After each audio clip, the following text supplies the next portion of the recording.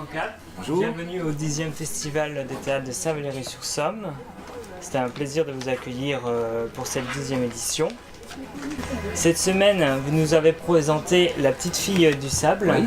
qui est un spectacle qui était réservé aux scolaires et pour les enfants. Et on voudrait savoir un peu comment est née cette idée d'une pièce pour les enfants autour de la mer. Alors, il y avait l'envie d'écrire un jeune public, hein, comme on dit, depuis un petit moment. Il n'y avait pas nécessairement toujours l'idée qui arrivait. Et puis, moi, je suis né en bord de mer, je suis inspiré par la mer, j'y passe beaucoup de temps.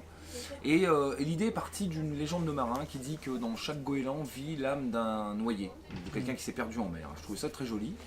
J'aime beaucoup les goélands. Et puis voilà, j'ai imaginé, parce que je ramasse souvent des trucs sur la plage, que quelque chose pouvait naître de ce que la mer laisse. Hein, on dit aussi qu'on abandonne dans la mer et que la mer reprend tous nos rêves, etc. Il y a beaucoup de légendes comme ça qui tournent autour de la notion de transformation avec la mer.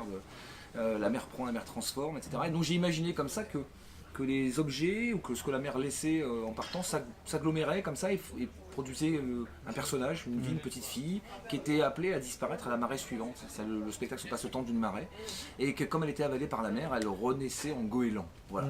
C'était ça le parti, l'a priori et le point de départ de la petite fable en fait, que j'ai écrite. Et je voulais faire un théâtre d'objets parce que j'aime beaucoup les objets, je trouve que c'est vraiment passionnant. Donc c'est un théâtre de table. L'utilisation de marionnettes. Ouais, avec une marionnette réellement créée par un marionnettiste qui s'appelle Christian Baudère, qui a travaillé à partir d'objets recueillis sur la plage, hein, vraiment. Donc on a été fouiller un peu ce qu'on pouvait trouver dans le sable. On n'a pas tout gardé parce qu'il y a des choses qui sentent vraiment pas bon.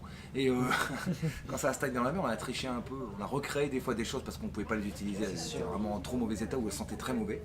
Mais voilà, la marionnette est composée à partir de ça. Et voilà, cette fable est née comme ça, quoi. Donc ça mène à marionnettes, vidéos et musique pas mal aussi, puisqu'il y a Eric Pack qui a composé la musique du spectacle.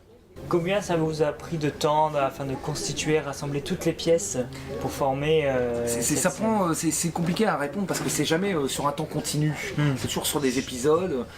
J'ai écrit le spectacle sur une période, on va dire, de 2 mois peut-être, quelque chose comme ça.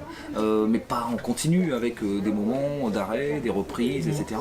Et puis après, pendant cette période de travail, j'ai commencé à travailler aussi avec le marionnettiste sur les idées au moins, et petit à petit quand les personnages naissaient, de se dire bon ben voilà, cette fois c'est sûr, on va voilà, la petite fille, il faut vraiment qu'elle soit comme ça, on va faire un rocher, on va faire des vers de sable, on va faire, voilà, au fur et à mesure les personnages apparaissent, quoi.